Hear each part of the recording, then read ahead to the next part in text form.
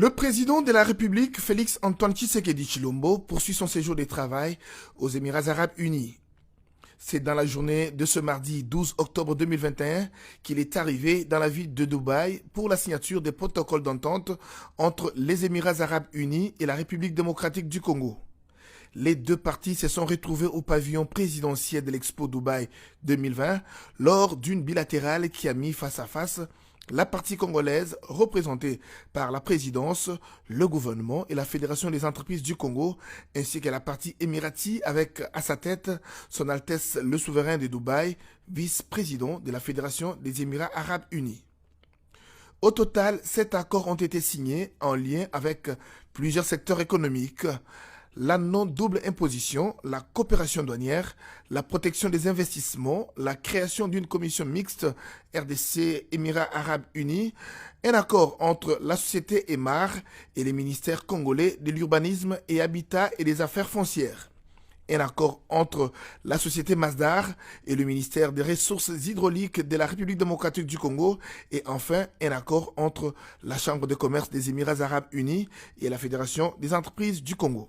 L'AFEC a joué un rôle déterminant dans les négociations qui ont abouti à la signature de ces différents protocoles d'entente, comme l'explique ici Lenny Ilondo, membre de la Fédération des entreprises du Congo et président de la Commission nationale de l'industrie.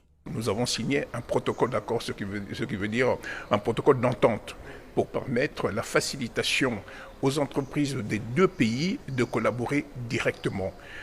Nous allons mettre à disposition de la Chambre de commerce des Émirats notre base de données. Elle aussi va mettre à notre disposition leur base de données et nous allons permettre aux unes et aux autres de pouvoir se connecter, de pouvoir travailler dans l'intérêt mutuel de chacune des entreprises. Ici, nous n'intervenons pas pour le compte de l'État et il a été bien dit et bien clair que la Fédération des entreprises du Congo et la Chambre de commerce des Émirats vont travailler dans tous les projets qui seront réalisés soit au Congo, soit ici dans les Émirats. Et à ce titre, le président de la République a rassuré la Chambre de commerce et des Émirats arabes ainsi que le gouvernement de ce pays de la volonté du gouvernement congolais à accompagner l'AFEC dans son rôle de facilitation des investissements au Congo. Pour Olivier Mwenze, ministre des Ressources hydrauliques et électricité, dont le secteur a occupé une grande partie des négociations consacrées aux énergies renouvelables, les indicateurs SMART rassurent quant à la matérialisation des différents projets dans un bref délai. Les Émirats arabes unis nous ont très rapidement donné leur soutien. Ils donnent le soutien à son Excellence le Président de la République et ils nous ont dit d'emblée qu'ils ont $1 milliard disponibles. Donc c'est déjà un indicateur fort. Et aujourd'hui, nous avons signé en présence du chèque, donc c'est aussi un indicateur qu'ils ont vraiment envie de faire avancer les choses.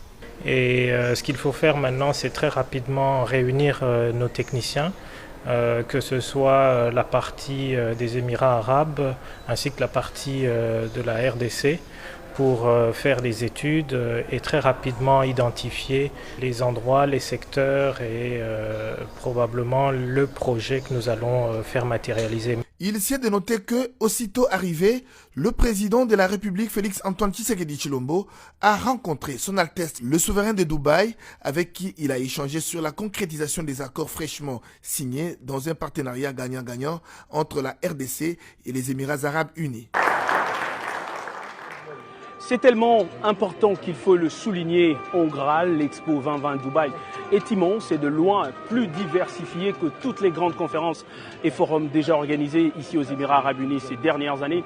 Depuis l'ouverture de cette exposition universelle, de nombreuses personnes, voire des milliers de visiteurs sont ici plongés dans une architecture, une culture et des innovations inspirantes uniques. Les Émirats arabes unis qui souhaitent explorer le pouvoir de connexion pour façonner le monde partagent partage son village d'exposition avec plusieurs organisations internationales et 192 pays, parmi lesquels la République démocratique du Congo qui depuis un temps a renoué avec les grands rendez-vous internationaux. Et pour la première fois dans l'histoire de l'exposition universelle, chaque pays participant a ici son pavillon.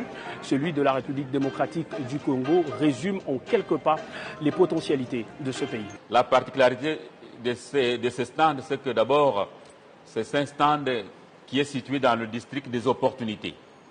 Notre pavillon, contrairement aux autres pavillons, a la forme de labyrinthe. Nous sommes en train de mettre en exergue notre biodiversité, nos animaux emblématiques comme les bonobos, l'okapi.